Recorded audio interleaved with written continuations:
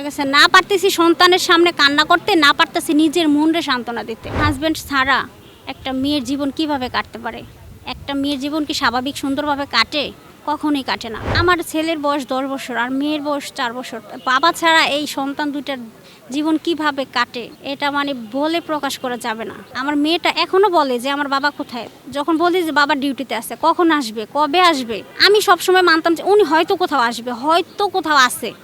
এই আশা নিয়ে আমি এখনো পর্যন্ত বলি যে আমি তো নিজের চোখে দেখিই নাই। অনেকে তো লাশ পাইছে বা দেখছে, আমি তো কোনো কিছুই দেখি নাই। ওনারা ভিডিও ফুটেজে দেখাইছে, বলছে যে রায়ের বাজার বুদ্ধিজীবী কবরস্থানে আছে, কিন্তু আমি এখনো তো নিজের চোখেই দেখি নাই যে ওইখানে যে আছে। আমার ভিতরটা কিরকম লাগে সেটা একমাত্র আমিই জানি। উনি ডিউটি করে 7 নম্বর সেক্টর, 6 নম্বর রোড, 5 নম্বর হাউজে। আর উনি আসছিল 7 নম্বর সেক্টর 2 নম্বর রোড পর্যন্ত আসছিল, আর সামনে যাইতে পারে নাই। তা ওইখানেই ওনারে মানে পিছন থেকে গুলি মারা হয়েছিল। তো একটা ভাই দেখছিল, দেখার পর উনি আর কি ছবি তুলে রাখছিল। তো ওই ছবির ভিত্তিতেই আমরা জানছি যে ওনার গুলি লাগছে কোথাও। আর ছবিতে মানে দেখা স্পষ্ট চেহারাটা বোঝা যায় নাই, কিন্তু ওনার শরীরের গঠন, তারপর যে পোশাক পরে বাসা থেকে বের হয়েছিল ওই পোশাক সব কিছুতেই মিল আছে। তো ওইখান থেকে আমরা জানতে পারি যে ওনার মাথায় গুলি লাগছে। ওনার একটা রিক্সাওয়ালা ধইরা ক্রিসেন্টে নিয়ে গেছিল। তো ক্রিসেন্টে গেছে পরে ওনারা বলছে যে হ্যাঁ আমাদের এখানে আসছিল, আমরা ঢাকা মেডিকেল পাঠিয়ে দিছি রাত 9টা বাজে। পরে ঢাকা মেডিকেল গেছি, যাওয়ার পর ওইখানে অনেকভাবে খোঁজাখুঁজি করছি, পাই নাই। তো পরবর্তীতে জানতে পারি যে ওইখানেই ছিল, ঢাকা মেডিকেলে ছিল, বান ইউনিটের 2 তলায় ছিল। তো ওইখান থেকে 19 তারিখে রাত 9টা বাজে ওনারা নিয়ে যাওয়ার পরে ভর্তি করছে। ওইখানে 22 তারিখ পর্যন্ত ছিল। 22 তারিখে রাত 1টা বাজে মারা গেছে। ওনারা 24 তারিখে ওইখান থেকে পোস্টমর্টম করে দাফন দিয়ে দিছে, আঞ্জুমান মফিজুল ইসলাম আর কি পাঠিয়ে দিছে।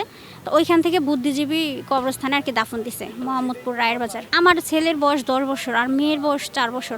বাবা ছাড়া এই সন্তান দুইটার জীবন কিভাবে কাটে এটা মানে বলে প্রকাশ করা যাবে না। আমার মেয়েটা এখনো বলে যে আমার বাবা কোথায়, যখন বলি যে বাবা ডিউটিতে আছে, কখন আসবে, কবে আসবে। আমার ছেলেটা বুঝে। আমি যখন বাসায় কান্নাকাটি করি, তারপর কেউ আসলে বলি, তারপর আমার ফোনে যখন ছবিগুলো দেখে, তখন আমার ছেলেটা বলে যে আমার বাবা আর আসবে না। কিন্তু ও তো, আমার মেয়েটা তো এখনো ছোট, 4 বছর। তখন আমার ছেলেটা যখন বলে যে আলিফা আমার বাবা মারা গেছে, তখন ও তো বুঝেই না মানুষ মারা গেলে যে কখনো ফিরাই আসেন, এটা তো বুঝেই না। ও বলে যে আমার বাবা ডিউটিতে আছে, আমি বড় হইলে আমার বাবা চলে আসবে। আমি তো প্রথম অবস্থায় যখন সব কিছু দেখছি, ভিডিও ফুটেজ সব কিছু, তখনও আমি বিশ্বাসই করি নাই যে উনি নাই। আমি সবসময় মানতাম যে উনি হয়তো কোথাও আসবে, হয়তো কোথাও আছে। এই আশা নিয়ে আমি এখনও পর্যন্ত বলি যে আমি তো নিজের চোখে দেখিই নাই। অনেকে তো লাশ পাইছে বা দেখছে, আমি তো কোনো কিছুই দেখি নাই। ওনারা ভিডিও ফুটেজে দেখাইছে, বলছে যে রায়ের বাজার বুদ্ধিজীবী কবরস্থানে আছে, কিন্তু আমি এখনো তো নিজের চোখেই দেখি নাই যে ওইখানে যে আছে। ওনারা বলতেছে যে 8 জন মানুষের মধ্যে আছে, কিন্তু আছে যে এটা কিভাবে শিওর হব আমি? ওইখানেই আছে। আমাদের লাভ ম্যারেজ ছিল, 12 বছর হয়েছে, আমার বিয়ের বয়স চলতেছে। 5টা বাজে আসরের আজান দিছিল, তখন আমার বলতেছি যে তুমি এই বাসায় থাকো, আমি মাগরিবের নামাজ পড়ে তোমার এসে নিয়ে যাব।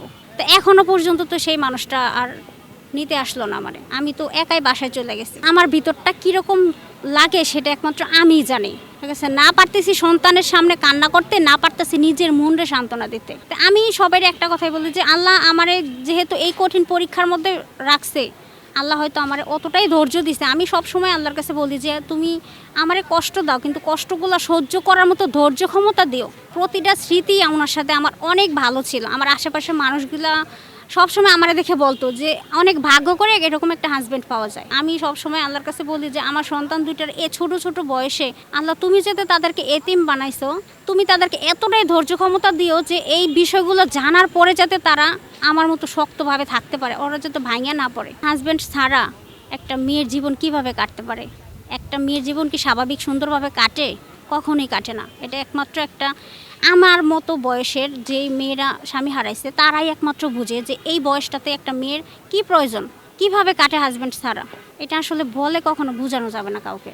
আমি যখন 4 দিন পর উত্তরা 7 নম্বর সেক্টর 2 নম্বর রুটে যখন ওনার ছবিটা দেখতে পারছিলাম, এর আগে তো অনেকে আমার বলছে যে উনি মারা গেছে এই সেই। আমি কারো কথায় কখনোই কান্না করতাম না, মন খারাপ করতাম না, বলতাম যে না, মানুষের কথায় কখনো কান দেওয়া উচিত না।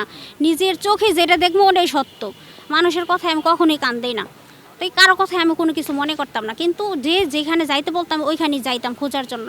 তো এইখানে যখন রাত 9টা বাজে আমি ছবিটা পাই, তখন আমার ভিতরটা একটু নাড়া দিয়ে উঠছিল যে হ্যাঁ এই লোকটা হবে, একেবারে নিশ্চিত, আমি 100% নিশ্চিত এই লোকটাই হবে।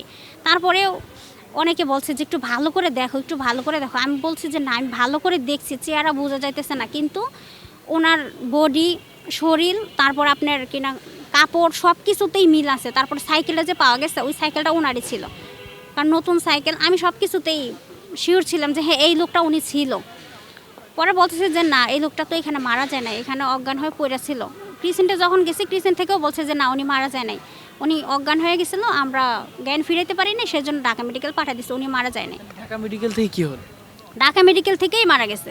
কিভাবে মারা গেল? মানে যে মানে ওনারা কি ট্রিটমেন্ট দিছে কি দেয় নাই তাও আমি জানি না। ওইখানে 2 দিন ছিল, ওনারা বলছে যে 19 তারিখে আমাদের এখানে ভর্তি করছে, আমরা 22 তারিখ পর্যন্ত ওনারা ট্রিটমেন্ট দিছি, সুস্থ করার চেষ্টা করছি, কিন্তু কিছুতেই ওনারা সুস্থ করতে পারি নাই। তারপরে গুলি লেগেছিল মাথার পিছনে, আপনার ঘাড়ের মধ্যে আর কি, ঘাড়ের একটু উপরে একদম কণ্ঠ। ক্রিসেন্ট থেকে যে ডাক্তারের ট্রিটমেন্ট দিয়েছে ওই ডাক্তার বলছে যে ঘাড়ের পিছনে গুলি লাগছে, এরকমভাবে কণ্ঠনালীতে এসে আটকে গেছে, গুলিটা বের হয় নাই, কণ্ঠনালীতে আটকে গেছে, সেই কারণে উনি কথাও বলতে পারে না, জ্ঞানও ফিরে নাই।